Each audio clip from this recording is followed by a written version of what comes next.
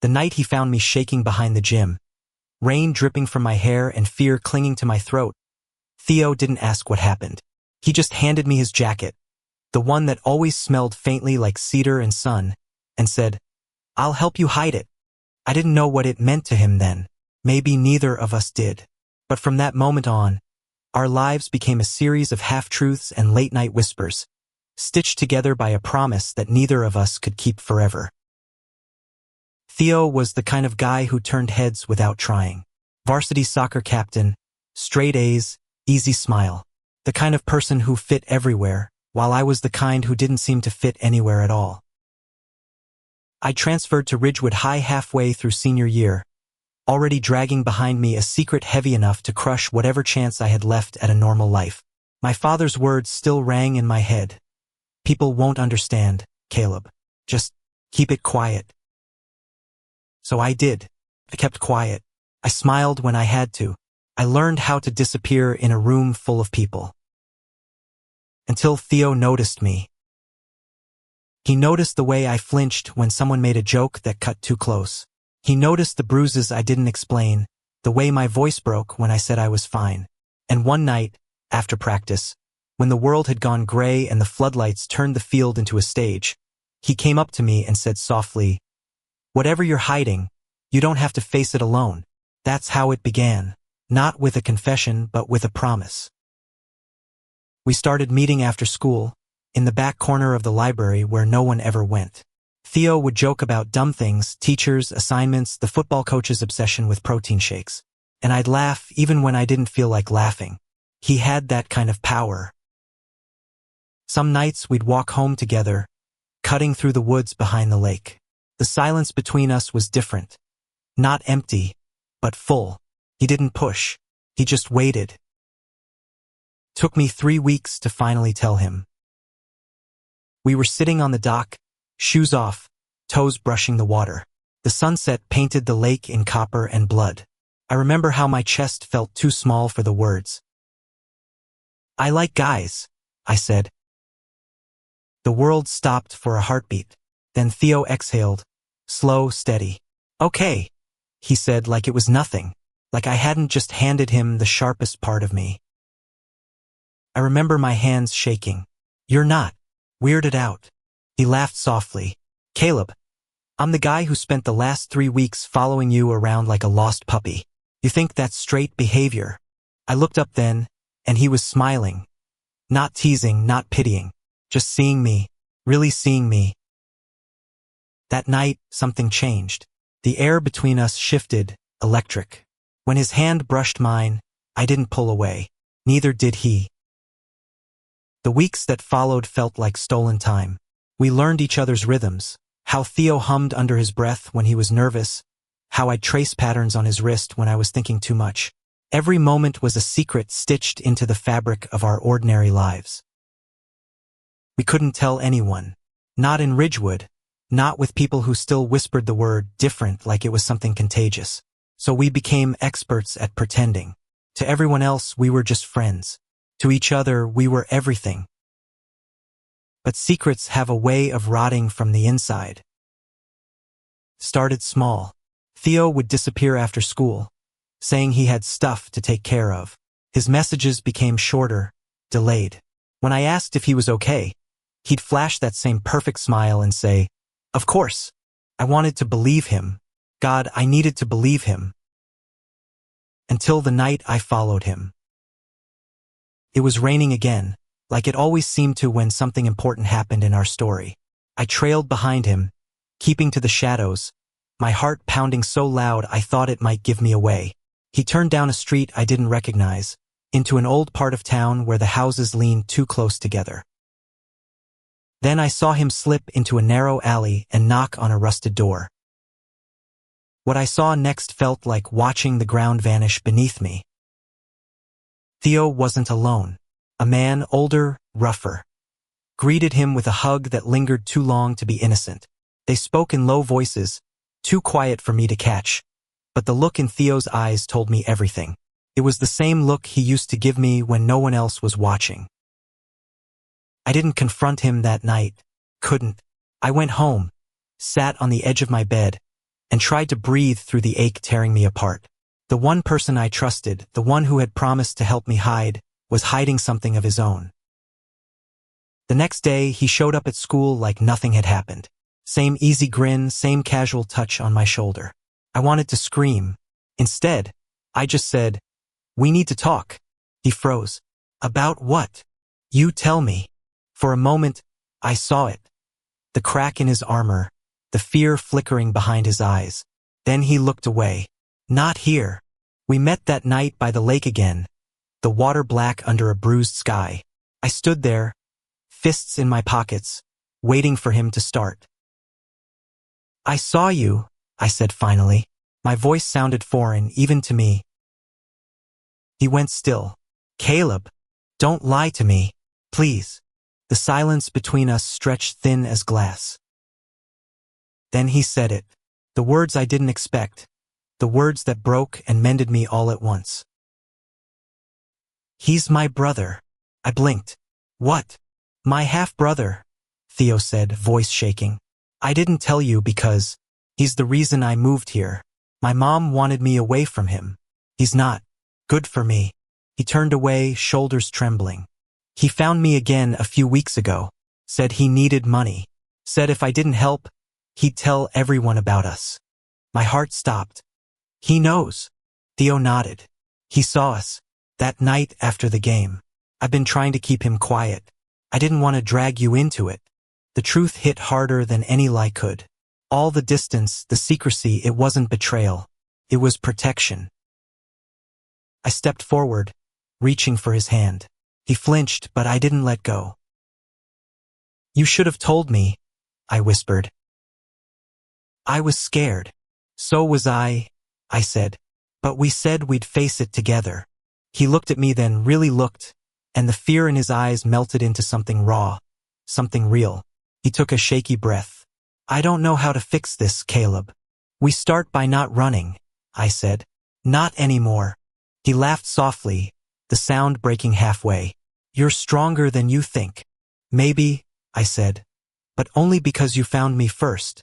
We stood there, two boys against a world that wanted us hidden, and for the first time we didn't hide. The storm didn't end that night. It just moved inside us. For days, Theo and I spoke in fragments, words cut short, glances heavy with what we couldn't yet say out loud. We were together, but it felt like standing in the eye of something too big to understand. Every time his phone buzzed, his hand would twitch toward it, eyes flickering with a mix of dread and duty.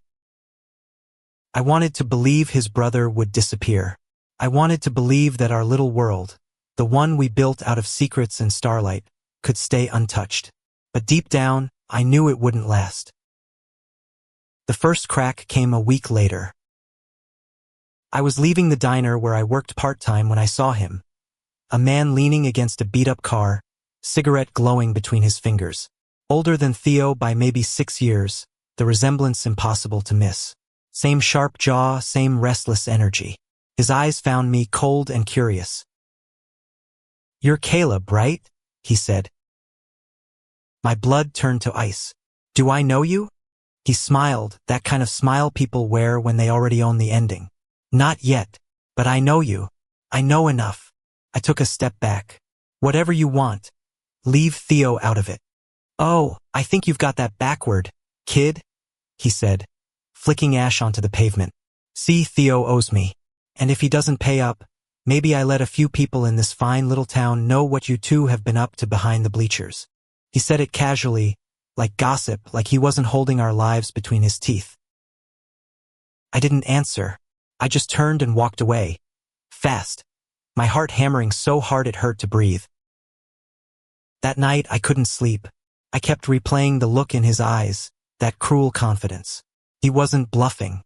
He wanted to ruin Theo, ruin us.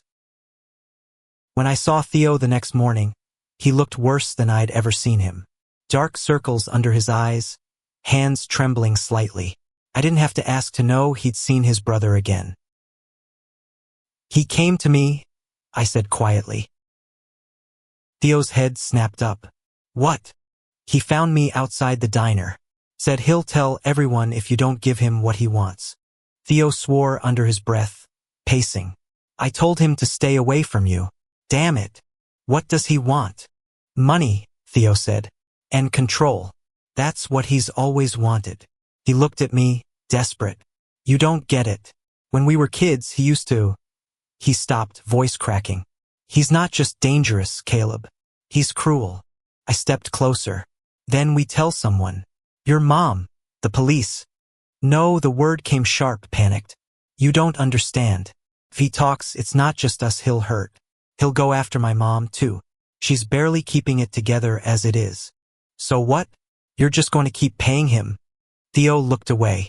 If it keeps you safe? Yeah. I hated how much I loved him in that moment.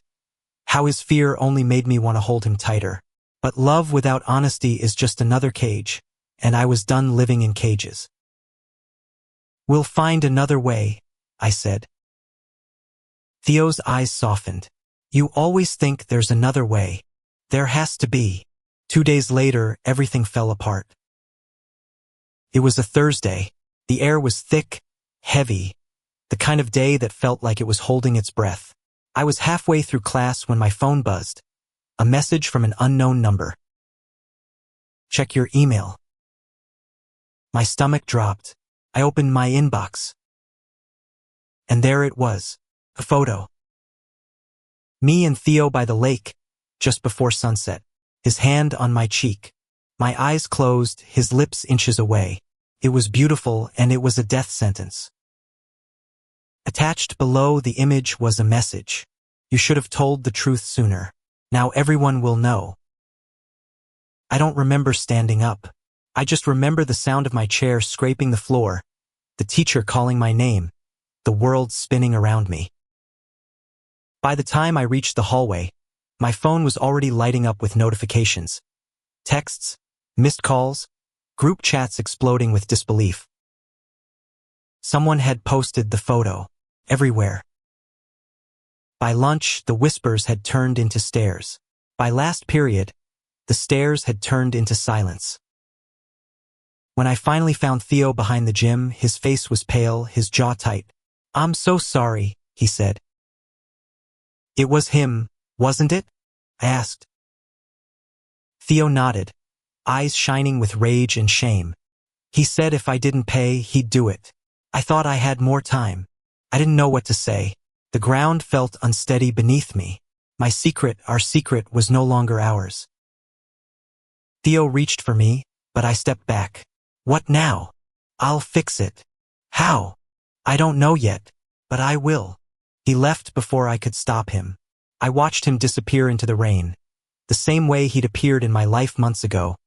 Fierce, reckless, and far too willing to bleed for someone else's safety. That was the last time I saw him that night. He didn't show up at school the next day, or the one after. By the third day, rumors started to twist around like smoke. Some said he'd run away. Some said he'd been arrested. Some said he'd gone after his brother. I stopped listening after that. On the fourth night, my phone rang. A number I didn't recognize. Caleb. It was Theo's mom. Her voice was breaking. He's in the hospital. I didn't ask what happened. I just ran. The hospital was quiet, sterile, too bright. I found his room at the end of the hall. Theo was there, pale and bruised, and 4 snaking from his arm. His brother was gone.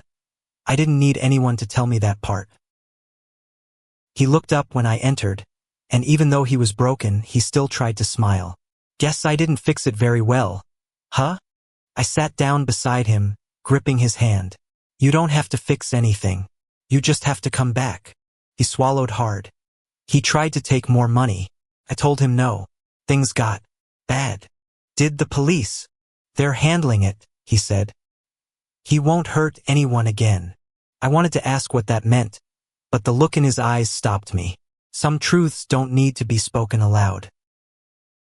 For a long time, we just sat there, listening to the quiet hum of machines. I traced my thumb over the back of his hand, the way I used to when we were kids pretending not to be scared. After a while, he said softly, You could still leave, you know, start over somewhere. No one would blame you. I shook my head. You helped me hide when the world felt too big. I'm not leaving you in it alone now. He looked at me like I just handed him something sacred. Then, for the first time in weeks, he laughed, small, shaky, but real. Guess we're both bad at hiding, he said. Yeah, I whispered. Maybe it's time we stop trying. The story didn't end with forgiveness or a perfect world that suddenly decided to understand. Ridgewood still whispered. People still looked. But slowly, things began to change. Theo came back to school a month later, scars fading but eyes clearer. We didn't pretend anymore. When people stared, we held our heads higher. When they whispered, we kept walking. And one day, during lunch, he reached for my hand. In the open, under the harsh fluorescent light of the cafeteria. The room went silent. Then someone laughed. Not cruel, just surprised. Then someone else started clapping. And somehow, impossibly, it was okay. Because the truth had already burned everything down, and what was left was something stronger, something honest. Theo squeezed my hand and whispered, "Told you we'd find another way." And for the first time, I believed him. Spring came slowly that year, like the world was learning how to breathe again. Theo and I spent most afternoons by the lake, the same place where everything began, where we once whispered our secrets into the wind and hoped the water would keep them safe. Now, we didn't whisper anymore. We just were. He was healing inside and out. The bruises had faded, but sometimes I'd catch him staring off at nothing, his fingers twitching like he was replaying something he couldn't undo. When that happened, I didn't ask. I'd just take his hand and squeeze once, a quiet reminder that he didn't have to face it alone. One evening, as the sun melted into gold across the water, Theo said, "You ever think about how much of our lives were built on hiding?" "All the time," I said. He nodded, his gaze distant. "I used to think if people knew the real me, they'd stop loving me. Turns out, I stopped loving myself first." I looked at him, the boy who'd risked everything to protect me, who'd carried the weight of someone else's sins for too long, and I realized he wasn't talking just about being gay. He was talking about surviving. "You don't have to keep paying for someone else's mistakes," I said softly. He smiled, tired but genuine. "Guess I'm finally starting to believe that." Things didn't go back to normal. They never could. But something better began to take shape. People who'd once ignored us started nodding in the halls. A few even spoke up when someone said something cruel. It wasn't perfect, there were still whispers, still looks, but it was progress. And then there was Coach Harris, the same man who'd once said, "Boys like you need to toughen up," stopped Theo after practice one day. "Hey," he said, awkwardly clearing his throat. "You still planning on trying for that college team? Because I've got a friend at Ridge State who owes me a favor." Theo blinked, caught off guard. Yeah. "Maybe." "Good," the coach said. "You're a damn good player. Don't waste that." It wasn't an apology, but it was something. That night, Theo showed up at my window with a grin that reached his eyes for the first time in months. "You're coming with me, right?" "When I go," I laughed. "To college." He shrugged, pretending to be casual. "I'll need someone to make sure I don't burn pasta again." I rolled my eyes. "We'll see." But I already knew my answer. The night before graduation, we went back to the lake one last time. The air smelled like rain and pine, the way it always did before a storm. Theo tossed a pebble into the water. "Feels weird," he said. "Like the end of something." "Or the start," I said. He looked at me, the sunset reflected in his eyes. "You ever think we'd make it this far?" "Not really," I admitted. "But I'm glad we did." He took a deep breath, then said, "You know what's funny? When I first met you, I thought you were the one who needed saving. And maybe we both did." There was something in his voice, a quiet truth, a piece I hadn't heard before. He stepped closer then, close enough that I could feel the warmth of his breath. The world around us faded. No noise, no fear, no eyes watching. Just us. When he kissed me, it wasn't the secret kind anymore. It was steady, sure, like a promise finally kept. Summer blurred into long, slow days. Theo got his acceptance letter from Ridge State, and I found a small art scholarship at a college nearby. We didn't plan everything, we didn't have to. After years of hiding, we'd learned that love didn't need a map, just enough courage to keep walking. One afternoon, we drove out of town, windows down, music blasting. The fields stretched wide and green on either side, sunlight flashing across Theo's face. "You think it ever gets easier?" I asked. He grinned. "No, but maybe that's the point." He reached over, resting his hand on mine. It was such a small gesture, but it meant everything. We were no longer boys running from shadows. We were men learning to live in the light. A few months later, we went back to Ridgewood for the first time since leaving. The town looked smaller, or maybe we'd just grown. People didn't whisper anymore. Some nodded, some smiled, and some still looked away. But none of it mattered like it used to. We stopped by the diner where I used to work. Maria, the owner, wiped her hands on her apron and grinned when she saw us. "Well, if it isn't my two favorite troublemakers." Theo chuckled. "Guess we were kind of a handful." She looked at us, eyes soft. "You boys did something brave. Don't let anyone make you feel like it wasn't." Outside, the air was warm, heavy with the scent of summer rain. Theo slipped his arm around my shoulders as we walked. "You ever miss it?" he asked. "The way things were before?" I thought about it, the fear, the hiding, the fragile hope that someone would see me and not look away. "No," I said finally. "I just miss not knowing how strong we could be." There's a photo of us from that summer. The two of us on the dock, shoes off, laughter caught midair. It sits on my desk now, edges worn, colors fading. Every time I look at it, I remember what it cost to get there. Theo and I don't talk much about the past anymore. Not because we've forgotten, but because we've learned that surviving doesn't mean reliving. It means choosing every day to keep moving forward, to keep loving, even when the world hasn't fully learned how to. Sometimes, when the night is quiet, I think about that boy behind the gym, soaked, scared, clutching a jacket that wasn't his. I think about the promise that started everything. "I'll help you hide it." It used to sound like safety.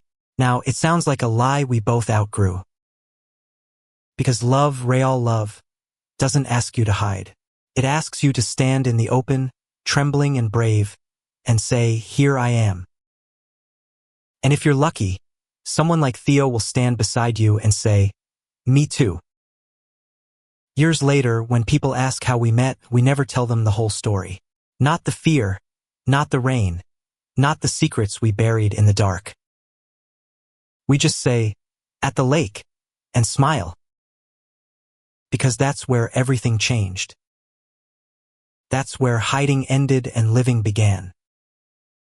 And even now, whenever I look at him, the same eyes, older but still burning with the same impossible light, I remember what it felt like the first time he saw me.